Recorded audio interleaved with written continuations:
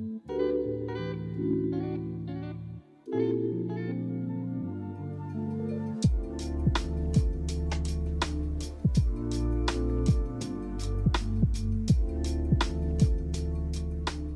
live in a world where today Hong Kong, Los Angeles, Moscow, Dubai, Paris are all the same cities. They used to be so different. Now you go into the center and you see big brand X, big brand Y, big brand Z. It's always the same thing.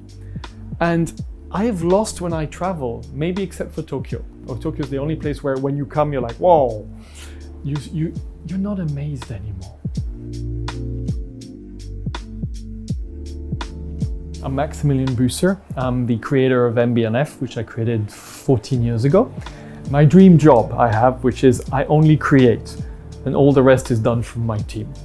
Where if you look at what we do, we create pieces which don't really look like watches. I deconstruct traditional watchmaking and reconstruct it as a mechanical sculpture. And I found that after a few years, most people didn't understand what I was trying to do. And I needed a vehicle to explain it. And the M.A.D Gallery is perfect for that. The M.A.D Gallery is where I curate like-minded artists, people who create mechanical art, kinetic art. It's like an orphanage. It's like an orphanage, why? Because most galleries are not interested in anything but paintings, photos, and sculptures. And we create mechanical art. So that's what the M.A.D Gallery is.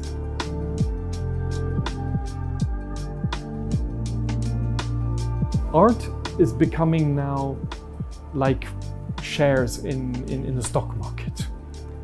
It's not anymore, people are putting money on artists, not because they've got talent, but because you can make money. And we have lost our soul. And in some way, the watch world has lost its soul also. So for me, with M.A.D, with the M.A.D Gallery, it's curating and creating something which has still got artist soul.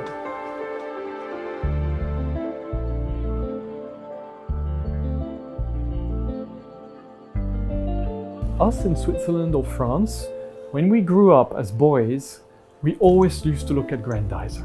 When Mark came out with this idea of, it's called Solitude of a Machine, the whole series.